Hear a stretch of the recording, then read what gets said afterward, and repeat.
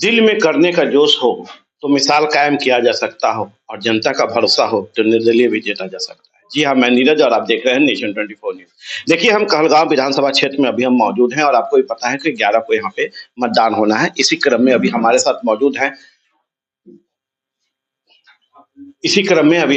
मौजूद हैं अनुज कुमार मंडल जी, जो कि निर्दलीय प्रत्याशी हैं यहाँ से। तो चलिए हम इनसे बात करते हैं और जानते हैं इस क्षेत्र का पूरा राजनीति समीकरण क्या है और क्या लगता है कि जनता इन पे कितना भरोसा कर पा रही है, और जब ये जनता के बीच जाते हैं तो आखिर कौन-कौन सी वो समस्याएँ हैं जिससे जनता इन्हें रूबरू करा रही है और इनका आश्वासन उन्हें हो रहा है कि यदि ये जीत के आते हैं तो वो सारे आश्वासन, वो सारे मुद्दों को पूरा करने का काम करेंगे। आपको हम बता दें कि इसके पहले भी 2020 में एनसीपी के पार्टी के पार्टी से जो है यहाँ से ये चुनाव लड़ चुके हैं। चलिए निश्चित बात करते हैं और हम समझते हैं इस पूरे क्षेत्र को लेकर। मिशन 24 न्यूज़ आने के लिए आपको बहुत-बहुत धन्यवाद। पूरी मीडिया को मेरा प्रणाम, कहलगाँव की जनता को मेरा प्रणाम। सर, पहला सवाल है सर कि एनसीपी से आपने चुनाव लड़ा था, इस बार आप जो है निर्दलीय जनता के बीच जा रहे हैं। कैसे, इसके पीछे की वजह क्या है?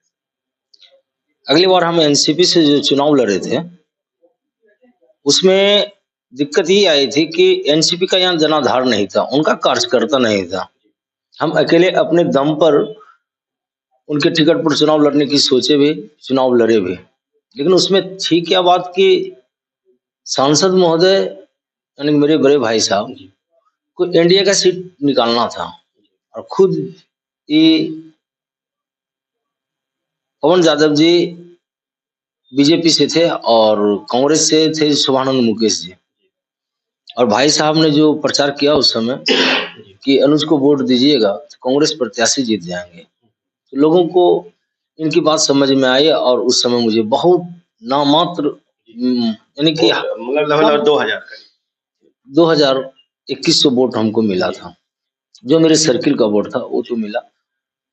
और अभी मेरे सर्किल ने, मेरे दोस्तों ने, समाज में कुछ बुद्धिजीवियों ने कहा कि अनुज यदि चुनाव लड़ना है तो निर्दलीय लड़ जाओ, टिकट नहीं मिला तो क्या।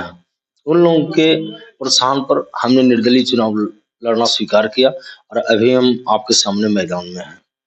तो किस तरह के वो मुद्दे हैं जनता का जिनको लेके आप उनके पास जा रहे हैं और आश्वासन दे रहे हैं कि यदि मैं जीत के आता हूँ आप लोग के सहयोग से तो हम उस सारे कार्यों को, उस सारे मुद्दों को पूरा करें? आज जिस सेवा भाव से हम अपने दरवाजे पर हर अतिथियों का सम्मान करते हैं, उस प्रकार जो भी जनता भाई साहब के पास आए कोई भी कार्य कराने के लिए, तो उन्होंने जो कार्य करना था किए। हमने जो उनके अब्सेंट में, उनके नहीं रहने के बाद जो हमसे सफर सका, हमने जो सेवा किया वो छिपा हुआ नहीं है। आज 30 वर्षों से लगातार किसी न किसी रूप में हम जनता के बीच बने हुए हैं।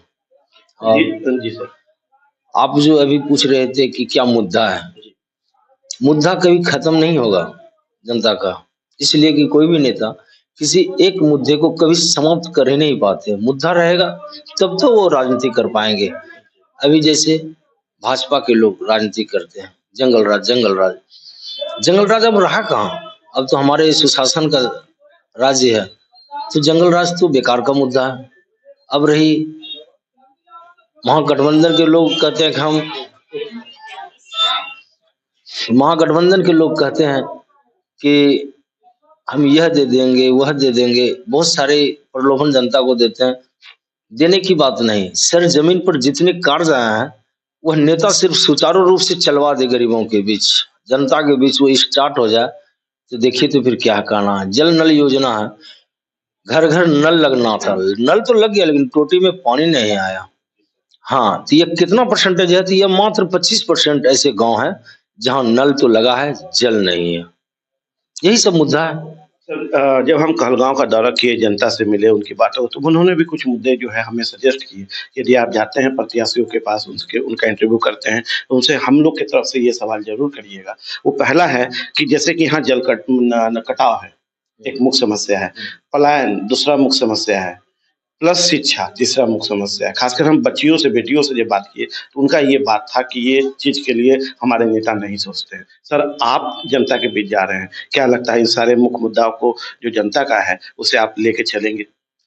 इस सारा मुद्दा भ्रष्टाचारियों की इनकम की कमाई है, कटाव है। जितना रुपया कटाव बचाने में लगाया जा रहा है उतना सिर्फ विस्थापित लोगों को बसाने में लगाया जाए तो सबको अच्छा मकान मिलेगा। जितना पैसा यानी कि शिक्षा पर खर्च किया जा रहा है, आज बच्चे को क्या नहीं दिया जा रहा है आंगनबाड़ी से लेकर के। विदेश में तो बच्चे को सरकार गोद लेते हैं, यहाँ तो माँ बाप को पैसा तक भिजवा देते हैं और बच्चे नहीं पढ़ते हैं। उसमें माँ बाप का दोष है, सरकार का दोष नहीं हो सकता। और दूसरा तीसरा मुद्दा क्या बोले आप? जल जमाव का था। पानी यहाँ कमी है। पानी कहीं कमी नहीं है। पानी जल नल से इतना पानी बह रहा है कि हर सड़क पर इतना पानी गिर रहा है, इतना पानी गिर रहा है कि आप लोगों को कीचड़ का सामना करना पड़ता होगा, गांव समाज में जाते होंगे। तो इसका भी कोई मुद्दा नहीं है, झूठ मूठ का सी सब मुद्दा। सड़कें बुरी हालत में है। सड़कें में आप पूरा कहलगांव में यदि हम सबसे ज्यादा परेशान हुए हैं तो सड़क से इतना गड्ढा जिसपे कि चलना मुनासिब नहीं। ये तो हंसी का पात्र है यहाँ के नेता लोग। जितना रुपया आया है, जितना रुपया खर्च किया जा रहा है, गली गली में पीसीसी सड़क हो जाए और राहगीरों के चलने के लिए या क्या कहते हैं फुटपाथ बनवा दिया जाए, तो हमको नहीं लगता है कि कोई चीज का कष्ट रह जाएगा। और आज जनता भी दोषी है। मानना चाहेंगे कि जितना फुटपाथ बनने का जगह है उस पर अपना दुकान लगाते हैं, धंधा करते हैं सड़क पर आकर के। नहीं तो आप लोग बाजार घूमते होंगे, देहात घूमते होंगे, सबका छप्पर और दुकानदारी सड़क पर हो रही है, ना कि घर में हो रही है। सरकार हर चीज दे रही है, जनता उपयोग नहीं कर पा रही है, ना नेता उस पर ध्यान दे रहे हैं, इसलिए कि वोट की राजनीति करनी है। सर, दो बड़ी मुख्य पार्टियां हैं, महागठबंधन और एनडीए। जो यहाँ पे इको फ्रेंडली एक नया शब्द मुझे सुनने को मिला। इको फ्रेंडली चुनाव हो रहा, मतलब कांग्रेस के भी प्रत्याशी हैं महागठबंधन से और आरजेडी के भी प्रत्याशी हैं महागठबंधन से। ये नहीं लगता कि कुछ जनता के बीच, वोटर के बीच भ्रम फैलाने वाली बात है? नहीं, जनता को सच्चाई जाननी चाहिए। आज पैसों का खेल इस प्रकार चल रहा है, शायद जनता या आप या कोई भी वह कल्पना नहीं किए होंगे, ना सोचे होंगे जो मैं बोलने जा रहा हूं।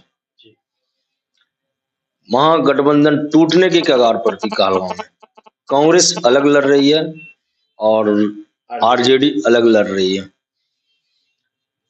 अब आप लोग कल्पना करके देखिए, यदि टिकट के लिए पैसा खर्च हो रहा है, इस दोनों को लड़ाने के लिए कितने दौलत खर्च किए गए होंगे, क्या आप लोग कल्पना कर सकते हैं?